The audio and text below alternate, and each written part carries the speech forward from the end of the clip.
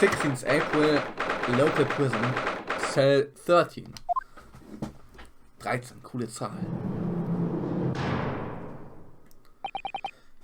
Hello Gina, als ob es irgendwas ausmachen würde, das Gitter hochzuziehen. Als ob man sie dann besser hören würde oder so, ne?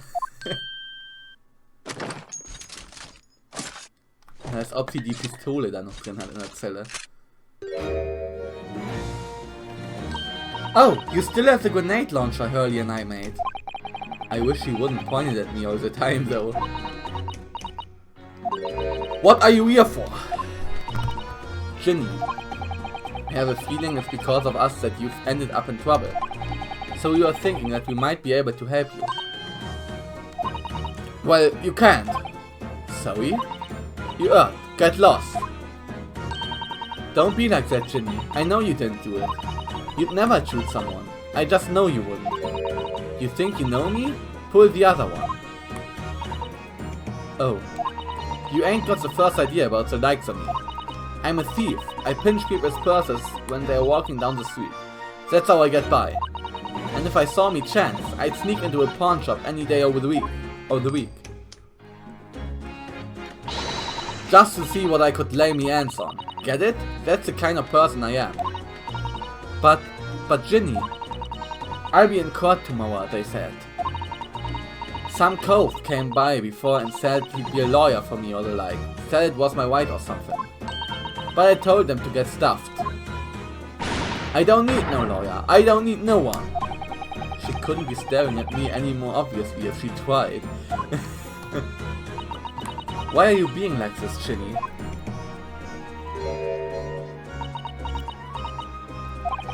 Ouch. That is one stern look Susato-san is giving Gina. Converse. Legal representation. I don't understand, Gina. Why did you send the public defender away? He wanted me to sign some papers, representation papers or something like that. It's all gonna be rigged anyway, the whole trial. They'll pin it on me cause I'm a kid. That's what grown-ups always do. Why do you think that? Cause that's how it's always been for me, growing up in the back slums, me whole life. If you do what the grown-ups tell ya, it'll get your mates dragged off by the coppers, or worse. I've had it happen to me before and all. Been sold out and nearly snapped in the back of it. You can't trust no one, that's the point. Soon as you do, you're gone to grass. Dead. Gina, listen. If you like, in tomorrow's trial, I could... Forget it! Ginny, don't you trust Runo? Nah, I don't. Look, I ask you nicely now. Just leave me alone. What happened? Will you tell us what happened, Gina? Last night at the pawnbrokers. There's nothing to tell. I figured it'd pay me, so I broke into the place and started going through the store. But the old bloke walked in on me and... you know the rest. But why, Ginny? Why would you do that? Ain't it obvious? The place is full of stuff I could sell for a shilling or two. Diving ain't easy, you know? It's a lot of work and half the time you don't even get nothing. Is that really why you broke into the place? What? Are you sure the true reason wasn't something else? Oh, give it a rest. What be the point anyway, eh? Nothing I could say would make a blind bit of difference. Please tell us, Jenny. Well, we believe you, whatever it is. Believe me? Don't be deaf. You can't believe nothing. Everyone lies all the time. And you know what? When it comes to liars, I'm the biggest of the lot. I've told some unforgivable lies, I have. What do you mean by that? What unforgivable lies?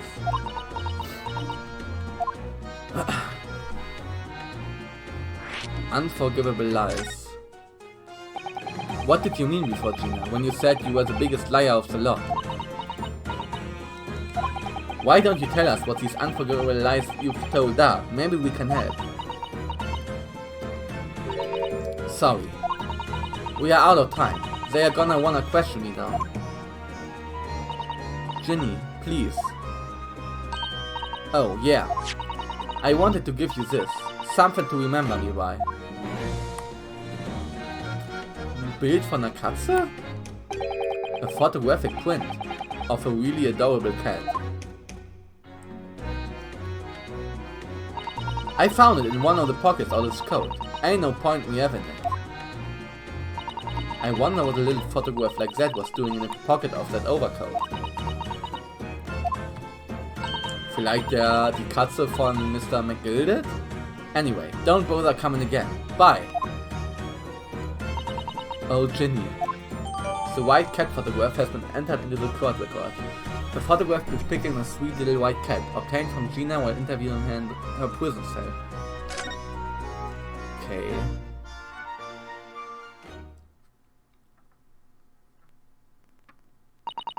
Gina. I wonder if you might hear me out. There's something I'd like to say. What? I'm sorry to say that I must reluctantly bid you farewell. Eh? Farewell? Tomorrow I must begin my journey back home, to Japan. I fear we may never meet again. Oh, right. I've had the pleasure of meeting so many lovely people here in London. I have so many wonderful memories. And yet, as things stand now, it will be a glum parting indeed. Poor Iris is so miserable.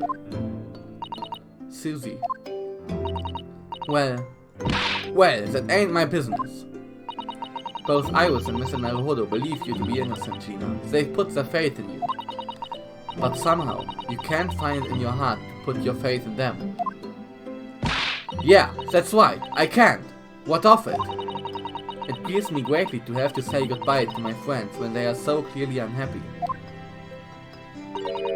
Because of you. Oh, I see what you're doing, Susato. What? It's my fault? Yes, so I have one final request, Gina, before our paths never cross again. Right here and now. I want you to show both of them that you don't deserve the faith they've invested in you. Eh? Only by doing that will you truly be as alone as you claim to be. Okay. What are you talking about? What did you expect me to do, eh? You've told us that everyone lies. So prove it by admitting one of our own untruths. What about what you said before, Ginny? You said something about unforgivable lies. You must tell Mr. Naruhodo and Iris the truth now. That is my last request before I leave.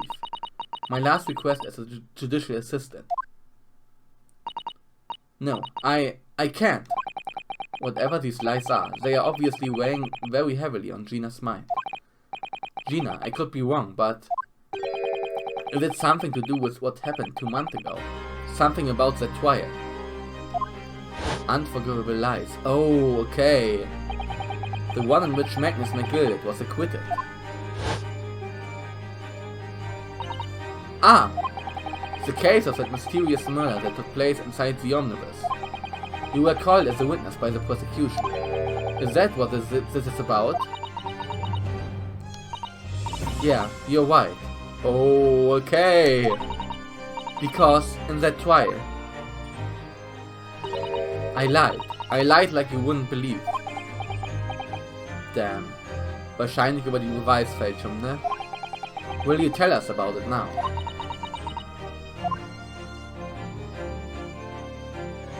Okay. The trial 2 months ago. Like you said, it all happened 2 months ago.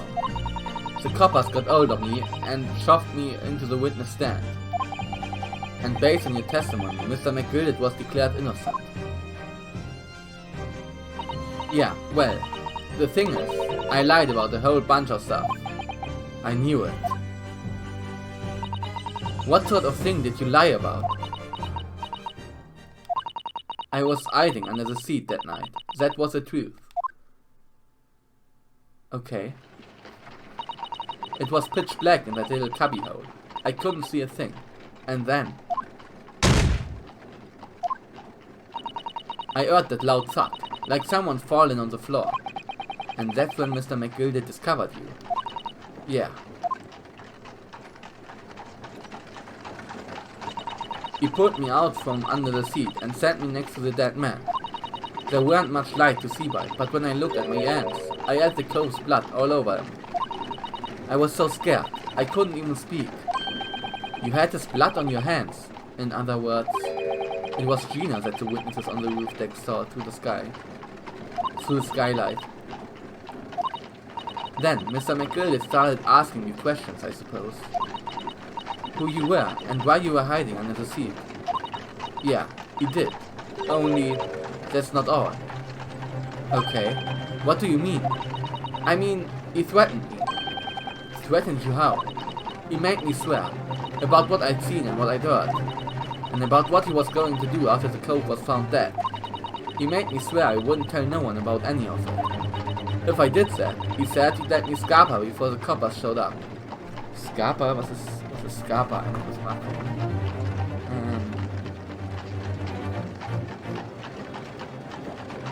Töten vielleicht? Abhauen. Okay. Ach so, wenn sie das macht, wie er gesagt hat, dann lässt er sie abhauen, bevor die Cops da sind. Okay.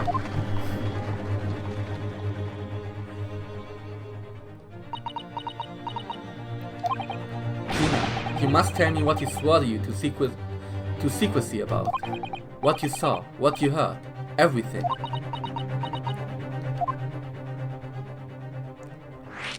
What you saw. You said Miss McGildet made you swear not to tell anybody what you saw. But you were in the pitch black compartment under the seats the whole time, weren't you? Yes, with Mr. McGildet sitting above your head, if I remember correctly. Yeah, that's true, but it was when I heard the thud of the cove hitting the floor. I let out a little scream, see? Couldn't help it. McGildet heard that and dragged me out by my arm, and that's when I saw it. It was on the floor next to the old Zelle what had been stabbed. A disc, all white and shiny. Okay. A disc? Do you mean... Yeah, that's it. The one, what the G took off me at the Windy Banks. So the music box disc was there, on the floor of the omnibus. Not for long. McGildet spotted it straight away. He picked it up smartish and stuffed it in his inside pocket. So that disc was in the omnibus 2 months ago at the scene of Mr. Mason's murder. And the bookkeeper told me I weren't to mutter a word of it to no one. Okay, what you heard? Cause it was so dark under that seat in the cab. I was straining my ears the whole time. After a while, I heard the door and footsteps inside the cabin. Presumably that was Miss McGildet getting on board. No, not only him. Oh, cause I could definitely make out the footsteps of 2 people. In that case, it would seem likely that it was Mr. McGildet and the victim, Mr. Swice fired Mason. In his testimony during the trial, Mr. McGildet claimed he slept during the carriage ride. But whenever I'm in a carriage, I'm taken with a fierce tiredness and I always succumb to it. And your own testimony, Gina, supported his.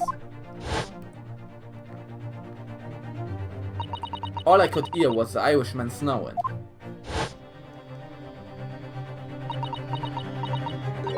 Yeah, that weren't exactly true.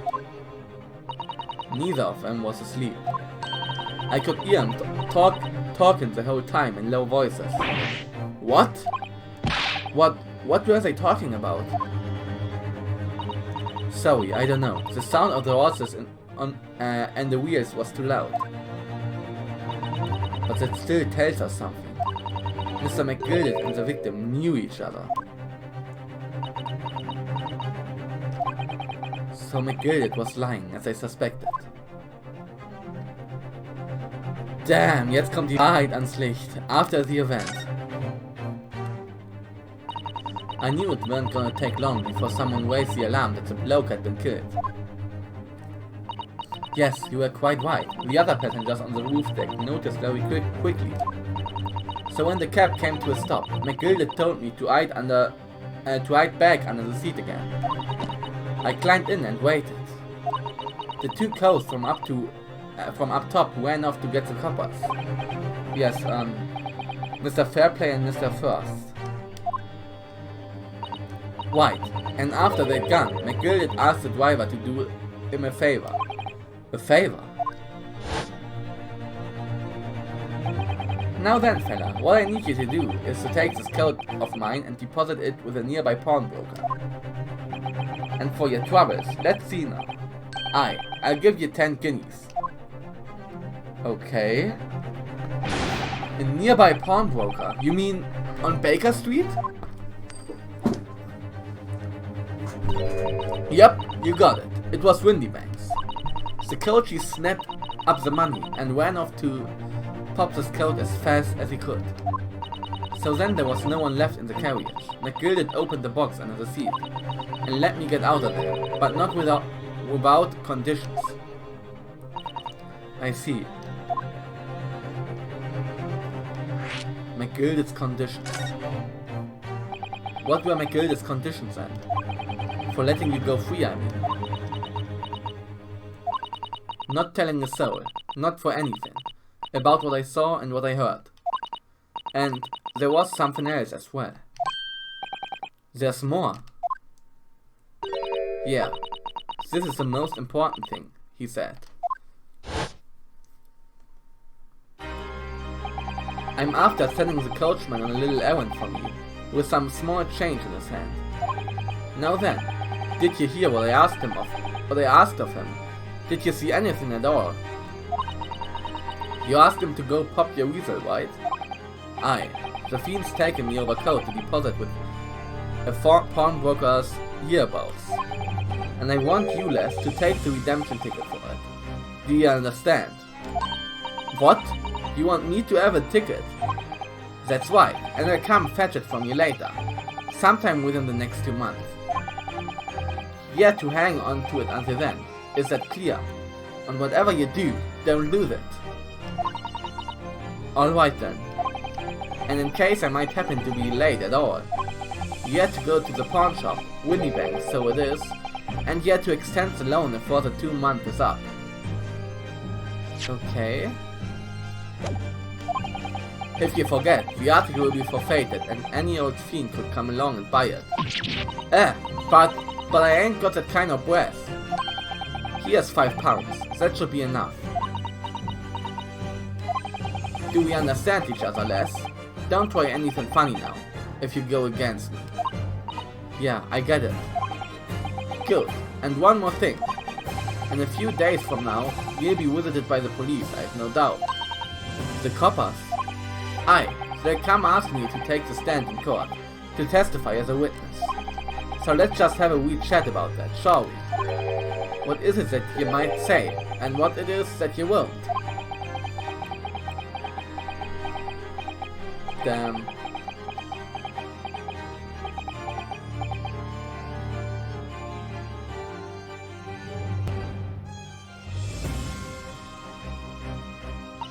After he'd gone over it all, I piked it, got as far away from there as I could.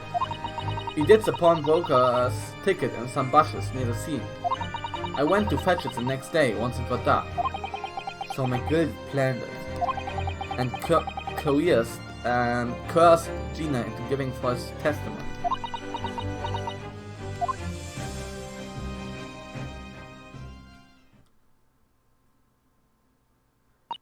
Damn, McGildet. I bet you're ready to string me up, eh? I lied. In that big old courtroom, I told some corkers. The thing is, he said he would make it so we couldn't live in the East End no more. That's what he threatened me with. wicked man. He knew everything what went on in the back slums. He knew we had no one to look after us, and we was all just looking out for each other, getting by together. So you mean Mr. McGildet would have, in an heartbeat, he could have had the lot of us chased out of there if he'd wanted. Oh, okay. And then where could we have gone, eh? Nowhere, that's where. So, I didn't have no choice. Thank you, Gina, for telling us everything. But, I'm for it now, eh? Go on, admit it. You must be livid. Well, you can make amends by doing me a simple favor. A favor? What? Sign the representation papers for tomorrow's trial. Eh? If you don't actually want me to represent you in court, you can whip it up later. But we need that paperwork or we can't investigate. The police won't let us. Investigate what? The scene of the incident last night. Mr. Sholmes was shot, you see? You what? Hurley's having a big operation right now, Ginny. Is it bad? Is he gonna be alright? Sholmes is gonna be alright. Right? That's why I want to investigate. For Mr. Sholmes' sake, as much as anything. Right. So, what you're saying is, if I sign that bit of paper, everyone's happy. Is that it? Something like that. Miss Susato? Yes? Of course. I have the representation papers here.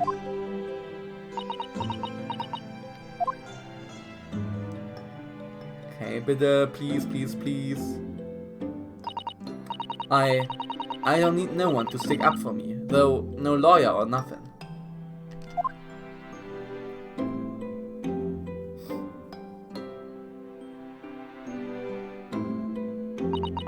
Poor Ginny, she seems so lonely. Gina's representation papers have been entered into the court record.